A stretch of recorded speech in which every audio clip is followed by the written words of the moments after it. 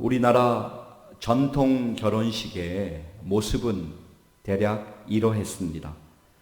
사목원대 차림의 신랑이 조랑말을 타고 신부의 집으로 가서 초래상을 사이에 두고 원삼을 입고 족두리를 쓴 신부와 마주서서 치르는 전통 결혼식의 모습이었습니다.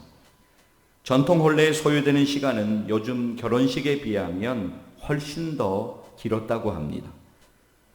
그러나 바쁘게 살아가고 분주하게 달려가야 하는 오늘의 시대를 대변하듯이 오늘 우리가 마주하는 오늘의 결혼식 문화는 전통 결혼식에 비해서 무척이나 간소화되어졌습니다. 그래도 교회에서 결혼식을 하게 되면 어느 정도 시간의 여유를 가지고 결혼식을 진행하기도 하지만 전문 결혼 예식장에서 결혼식을 하게 되면 일반적으로 약속하는 시간이 대략 1시간 혹은 1시간 반 정도 그렇게 진행되기 때문에 결혼식에 참석한 모두의 마음이 조금은 분주하게 결혼식이 진행되곤 합니다. 자, 그런데 여러분, 오늘 본문의 배경이 되는 지금으로부터 대략 2000년 전에 고대 근동 지방의 결혼식은 하루에 마치는 것이 아니라 일주일씩 그 결혼 축제가 계속되는 것이 일반적인 상례였습니다. 그리고 더운 날씨를 감안해서 결혼식은 보통 저녁이나 늦은 밤에 거행되었습니다. 신랑은 자신의 친구들과 그리고 지인들과 어울려 결혼식 전 축제를 즐기다가 밤중이 되면 신부의 집으로 향합니다. 한편 신부와 신부의 친구들은 언제 도착할지 모르는 신랑을 기다리게 됩니다. 마침내 신랑이 도착하면 결혼식은 시작됩니다. 그때 신부는 자기의 친구들인 들러리들과 함께 나가서 신랑을 영접하게 되는데 등불을 켜고 손에 등불을 들고는 이제 신랑을 맞이하는 일종의 결혼 행렬이 시작됩니다. 그러나 본문의 경우에서처럼 신랑에 도착하는 것이 의외로 늦어지는 경우들이 종종 발생하게 됩니다. 그렇게 되면 기다리는 사람들은 지치게 됩니다. 그리고 늦은 밤이 되면 기다림의 긴장이 풀리면서 저마다 잠을 청하게 됩니다. 피곤함에 모두가 곤히 잠들어 있는 그런데 그때 갑자기 한 사람의 외치는 소리가 밤의 정적을 깨고 이렇게 크게 울려 퍼집니다. 신랑이 도착하고 있습니다. 신랑을 맞이하러 나오십시오. 사랑하는 여러분, 우리가 이 땅을 살아가는 어느 날, 우리가 전혀 생각하지 못한 그 시간에 우리는 주님의 다시 오심을 경험하게 될 것입니다. 이것은 누구도 피해갈 수 없는 우리 모두의 숙명이기도 합니다. 우리 모두가 주님 앞에 서야 할 날이 다가올 것입니다. 저와 여러분들이 그 시간이 다가올 때 방심하고 있다가 낭패를 당하지 않도록 지혜롭게 준비하는 인생이 되기 위해서 오늘 본문을 통해서 우리가 반드시 기억해야 되는 두 가지의 레슨은 과연 무엇일까요? 첫째, 주님을 향한 믿음을 점검해야 합니다. 오늘 주님이 말씀하시는 것은 보이는 형식보다 우리 안에 있는 믿음이 중요함을 강조하고 있습니다. 당시의 시대를 살아가는 사람들은 율법으로 사는 것에 익숙해서 어떻게든 겉모양 꾸미기에 최선을 다하고 있었습니다. 그런데 주님은 오늘 본문의 비유를 통해서 내면의 믿음이 얼마나 중요한가를 말씀하고 있습니다. 자, 오늘 우리의 본문 1절은 이렇게 시작합니다. 마태복음 25장 1절 말씀, 우리 함께 화면을 보시면서 함께 읽도록 하겠습니다. 그때 천국은 마치 등을 들고 신랑을 맞으러 나간 열 처녀와 같다 하리니. 아멘. 예수님이 10명이라는 숫자로 비유의 말씀을 들려주시는 이유가 있습니다. 그것은 당시에 열이라고 하는 숫자가 유대 사회에서는 가장 친근하고 기본이 되는 그런 숫자였기 때문입니다. 유대인들은 본래 사람을 카운트할 때 10명 단위로 숫자를 세웠습니다. 예수님 당시에도 유대인 10명이 모이면 그곳에 회당을 세우는 것이 하나의 통념이 될 정도였습니다. 그런데 분명히 아실 것은 여기서 신랑을 맞이하러 나간 열처녀는 신부가 아닙니다. 신부의 절친한 친구들로 구성된 바로 신부의 들러리들입니다. 서양의 결혼식에서 우리는 종종 들러리들이 신랑 신부의 옆편에 서서 결혼식에 참석하는 장면을 봅니다마는, 그러나 당시에 신부의 들러리들의 역할은 오늘날보다 훨씬 더 컸습니다. 축제로 치러지는 결혼 예식 동안에 신부를 준비시키고 신부와 함께 신랑을 맞이하러 나가는 것이 당시의 유대의 전형적인 결혼 풍습이었습니다. 자, 이제 본문 2절을 보실까요? 마태복음 25장 2절 말씀입니다. 함께 읽겠습니다. 그 중에 5은 미련하고 5은 슬기 있는 자라. 여러분 잘 들어보십시오. 오늘 10명의 신부 들러리들은 처음에는 전부가 다 똑같았습니다. 똑같이 결혼 예식에 초대를 받았고 그들은 다 함께 신랑이 언제 올까 함께 기다리고 있었습니다. 그리고 심지어는 본문 5절의 표현처럼 신랑을 기다리다가 신랑이 오지 않자 똑같이 10명의 신부 들러리가 똑같이 함께 잠들어 있는 모습을 볼 수 있습니다. 우린 흔히 슬기 있는 5 처녀는 깨어 있었고 나머지 5 처녀는 잠이 들었다 그렇게 생각하는데 그렇지 않습니다. 모두가 동일하게 졸며 잠들어 있습니다. 자, 본문 5절 말씀 한번 보실까요? 우리 함께 읽도록 하겠습니다. 신랑이 더디 오므로 다 졸며 잘세. 졸리니까 다 함께 잠을 잔 것이 맞습니다. 그리고 또 한 가지, 그들은 등도 동일하게 가지고 있었습니다. 자, 그렇다면 여러분, 미련한 5명과 슬기로운 5명의 결정적인 차이는 무엇일까요?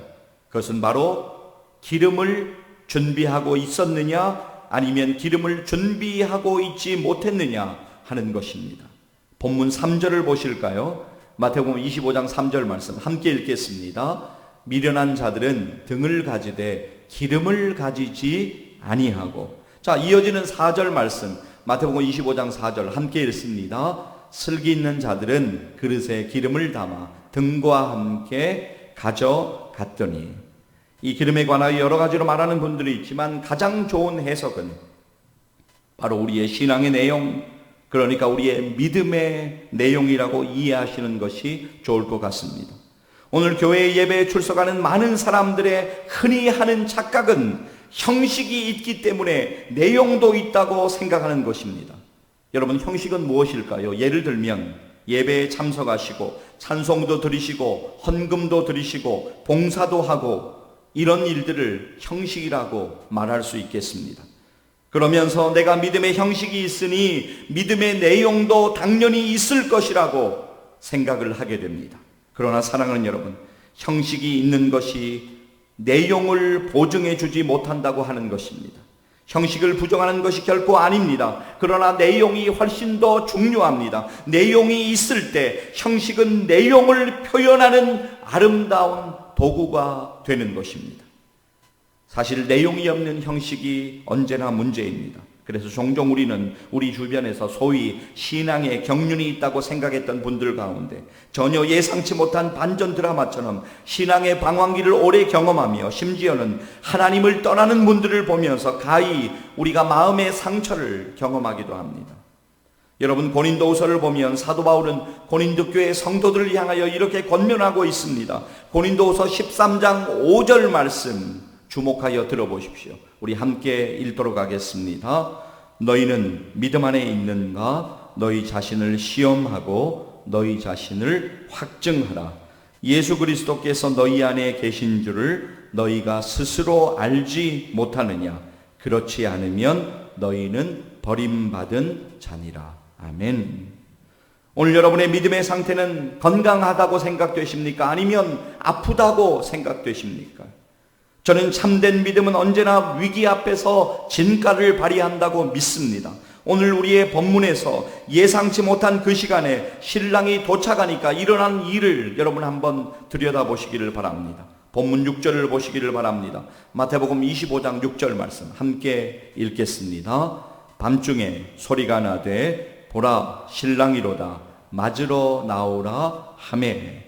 여러분, 다음 절인 본문 7절도 보시겠습니다. 마태복음 25장 7절 함께 읽습니다.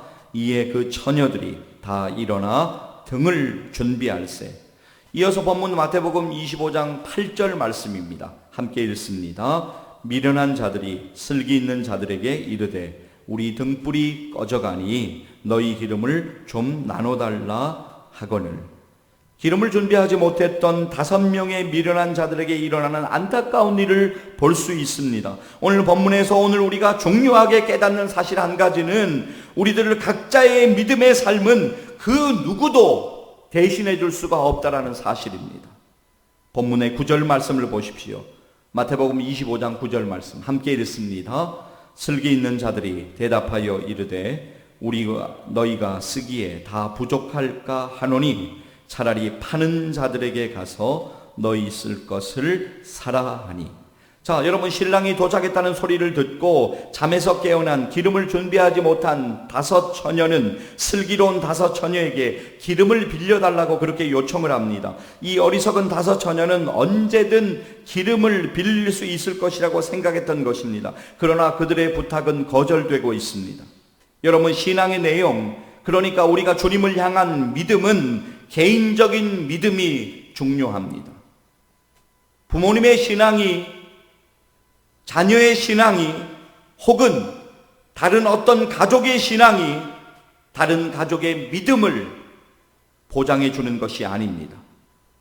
사실은 특별히 소위 모태신앙을 가진 분들 중에서 신앙의 딜레마를 경험하는 일들을 종종 보게 됩니다. 어느 시기까지는 가정의 분위기랄까 그런 일을 통해서 믿음 생활을 함께 하다가 어느 날 신앙적인 가치가 흔들리는 순간이 찾아오게 되면 신앙 성장을 위한 홍역을 심하게 겪는 경우를 종종 보게 됩니다. 자, 중요한 것은 신앙의 삶은 누구도 대신해 줄 수 없다는 것입니다. 나 개인이 예수 그리스도 앞에 무릎을 꿇고 그분을 나의 구세주와 주인으로 고백하며 그분을 나의 인생의 주님으로 모셔드려야 한다는 사실입니다. 여러분 자신을 위해서 여러분 먼저 간절히 기도하시고 그리고 반드시 여러분의 가족들, 특별히 자녀들을 위하여 간절히 기도하시기를 소망합니다. 오늘 말씀을 듣는 이 시간에 저는 저의 믿음을, 그리고 여러분은 여러분의 믿음의 모습을 점검해야 합니다. 인생의 가장 떨리는 날이 될 그 순간에 주님 앞에 우리가 믿음의 내용을 어떻게 보여드릴 수 있을까? 또한 내가 오늘 신앙의 형식은 있는 것 같은데 진짜 신앙의 내용, 그러니까 믿음이 오늘 살아가고 있는가? 오늘 우리가 돌아볼 필요가 있습니다. 그렇지 못하다면 우리의 방향을 돌이켜야 합니다. 물론 예배에 참석하지 않고 방황하는 것보다 예배에 참석하는 것이 소중하고 중요한 것이 분명히 맞습니다. 그러나 주님은 여러분이 주일에 예배를 참석한다는 것으로 여러분을 그리스도인이라고 단정짓지 않으신다는 것을 기억하시기를 바랍니다. 형식보다 중요한 것은 주님을 향한 우리의 믿음입니다. 사랑하는 여러분, 우리를 미혹하는 세상에 많은 일들이 있습니다. 우리를 미혹하는 세상의 현란한 문화에 빼앗긴 우리의 마음들, 또 사탄의 덫에 걸려 시험에 빠져있는 우리들의 마음이 주님께로 돌아와서 남은 생애의 시간 믿음으로 살아가기를 주님의 이름으로 간절히 축복합니다. 둘째, 그날을 준비하며 살아야 합니다. 여러분, 기름을 빌릴 수 없었던 5 처녀는 기름을 사서 급히 발걸음을 옮겼습니다. 자, 본문 10절을 보십시오. 마태복음 25장 10절 말씀 함께 읽도록 하겠습니다. 그들이 살아간 사이에 신랑이 오므로 준비하였던 자들은 함께 혼인잔치에 들어가고 문은 닫힌지라. 자, 그 후에 미련한 5 처녀가 돌아와서 닫힌 문을 열어달라고 간청하지만 문은 열려지지 않습니다. 본문 11절 보실까요? 마태복음 25장 11절 우리 함께 읽습니다. 그 위에 남은 처녀들이 와서 이르되 주여 주여 우리에게 열어주소서. 이어지는 본문 12절 말씀 함께 읽습니다. 대답하여 이르되 진실로 너희에게 이르노니 내가 너희를 알지 못하노라 하였느니라. 여러분, 그러니까 한 번 닫힌 문은 결코 다시 열릴 수가 없음을 본문은 분명히 말씀하고 있습니다. 우리는 우리들의 인생의 기회에 전도서 3장의 말씀을 날마다 기억할 필요가 있습니다. 전도서 3장 1절에서 4절까지의 말씀입니다. 우리 이 말씀 같이 이어서 읽기를 원합니다. 함께 읽겠습니다. 범사에 기한이 있고 천하만사가 다 때가 있나니 날 때가 있고 죽을 때가 있으며 심을 때가 있고 심은 것을 뽑을 때가 있으며 죽일 때가 있고 치료할 때가 있으며 헐 때가 있고 세울 때가 있으며 울 때가 있고 웃을 때가 있으며 슬퍼할 때가 있고 춤출 때가 있으며. 아멘. 예, 그렇습니다, 여러분. 우리의 인생에는 분명히 때가 존재한다라고 하는 것입니다. 성경은 그것을 기회라고 표현하기도 합니다. 삶의 기회가 그렇게 언제나 주어지는 것은 아닙니다. 그래서 성경은 우리에게 이렇게 말씀합니다. 고린도후서 6장 2절 하반절 말씀입니다. 보라, 지금은 은혜 받을 만한 때요, 보라, 지금은 구원의 날이로다. 아멘. 예, 지금 우리는 은혜 받아야 합니다. 지금 우리는 각자에게 허락하신 사명을 감당해야 합니다. 지금 우리는 충성하고 헌신해야 합니다. 지금 우리의 믿음은 단단해지고 믿음의 성장을 경험해야 합니다. 지금 우리는 그날을 준비해야 합니다. 여러분, 로마서 13장 보면 사도 바울이 이렇게 권면하는 장면이 나옵니다. 로마서 13장 11절 말씀 우리 같이 한번 읽도록 하겠습니다. 또한 너희가 이 시기를 알거니와 자다가 깰 때가 벌써 되었으니 이제 우리의 구원이 처음 믿을 때보다 가까웠음이라. 아멘. 여러분, 오늘 우리가 이 말씀을 들으면서 두 가지의 반응을 보일 수가 있습니다. 그래, 일리 있는 말씀이긴 한데 지금의 내 삶이 너무나 바쁘고 복잡하니까 어느 정도 좋아지면 믿음에 대하여 생각해 볼 수가 있겠지, 뭐 이렇게 반응할 수도 있습니다. 아니면 내가 이렇게 살아서는 안 되는구나, 주님이 아닌 세상의 헛된 것에 마음을 빼앗겨서 이렇게 계속 살 수는 없어, 이렇게 반응할 수도 있을 것입니다. 저는 오늘 우리들 모두가, 저와 여러분 우리들 모두가 하나님의 말씀 앞에 겸손히 깨어나는 은혜가 있기를 간절히 소망합니다. 당장 큰 어려움이 없다고 삶이 메마르고 주님과의 바른 관계를 맺지 못한 채 그렇게 살아가는 것으로 이 정도면 그럭저럭 잘 사는 것이라고 만족하지 마십시오. 저는 여러분들이 습관처럼 교회에만 나오는 사람이 되지 않기를 간절히 소망합니다. 우리는 영적인 잠에서 깨어나서 신앙생활을 해야 합니다. 마태복음 24장 42절에서 주님은 이렇게 말씀하십니다. 우리 같이 읽도록 하겠습니다. 그러므로 깨어있으라. 어느 날에 너희 주가 임할는지 너희는 알지 못함이니라. 아멘. 이제 오늘 주님이 우리의 본문에서 친히 하신 말씀, 비유의 비유의 결론을 보실까요? 주님은 비유의 결론을, 그 말씀을 마치시면서 강조하신 것은 바로 이것입니다. 예, 본문 13절, 마태복음 25장 13절 말씀 우리 같이 읽도록 하겠습니다. 그런즉 깨어있으라. 너희는 그날과 그때를 알지 못하느니라. 아멘. 그날과 그때를 너희가 도무지 알지 못하니까 등불 밝힐 기름을 준비하고 믿음으로 살아가라고 분명히 우리에게 오늘 말씀하십니다. 사랑하는 여러분, 신랑 되시는 예수께서 오실 그날을 믿음으로 준비하는 은혜가 저와 여러분 우리 모두에게 있기를 주님의 이름으로 간절히 축복합니다. 사랑하는 여러분, 한 번도 경험해보지 못한 코로나 시절을 살아가시면서 얼마나 수고가 많으십니까? 요즘 여러분을 가장 힘겹게 하는 것은 무엇입니까? 사업의 문제입니까? 가정의 문제입니까? 직장의 문제입니까? 자녀의 문제입니까? 건강의 문제입니까? 불확실한 미래에 대한 두려움입니까? 아니면 세상의 일시적인 기쁨에 여러분의 마음을 빼앗겨 있으십니까? 아니면 누군가 때문에 힘드십니까? 아니면 경제적인 여러 어려움을 경험하고 계십니까? 사랑하는 여러분, 요즘 여러분들이 감당하셔야 하는 처한 상황 때문에 많이 힘드시지요. 여러분 힘내십시오. 주님이 여러분과 함께 하십니다. 모든 상황 속에서 주님이 위로해 주시고, 주님이 격려해 주시고, 주님이 힘주시고, 주님이 감당할 은혜를 주시기를 간절히 소망합니다. 사랑하는 여러분, 오늘 분명히 오늘의 이 시절이 복잡하고 혼란스러운 시절임에는 분명하지만 우리 모두가 지혜롭게 남은 인생을 준비하며 지혜롭게 영혼의 때를 준비하며 살기를 소원합니다. 오늘 주님 앞에서 주님을 향한 우리의 믿음을 돌아보기를 원합니다. 그리고 주님 만날 그날을 믿음으로 준비하기를 결단하기를 원합니다. 사랑하는 여러분, 이제 결론을 맺습니다. 우리가 깨어나서 살아가려면, 우리가 영적으로 깨어나서 살아가려면 복음 앞에 서야 합니다. 복음이 무엇입니까? 복음은 나를 위해 죽으시고 3일 만에 부활하신 예수 그리스도이십니다. 그분의 피 흘리심으로 우리가 구원받았음을 믿는다면 우리는 다시 복음 앞에 서야 합니다. 그래야지만 무기력하게 세상에 빼앗겼던 우리의 마음이 다시 주님을 사랑하는 마음으로 회복될 수 있기 때문입니다. 여러분, 우리의 과거와 허물, 그 모든 죄를 담당하시고 십자가에서 피 흘리신 예수 그리스도의 피 흘리심으로 우리는 과거에서 해방될 수가 있습니다. 그리고 우리에게 영원한 소망이 되기 위하여 다시 부활하신 예수 그리스도, 그분 앞에서 우리는 새로운 미래를 향하여 걸어갈 수 있는 힘을 얻게 되는 것입니다. 사랑하는 여러분, 지금입니다. 다음으로 미루지 마십시오. 오늘 우리들의 믿음을 점검하고 회개하고 돌이키고 복음 앞에 결단해야 합니다.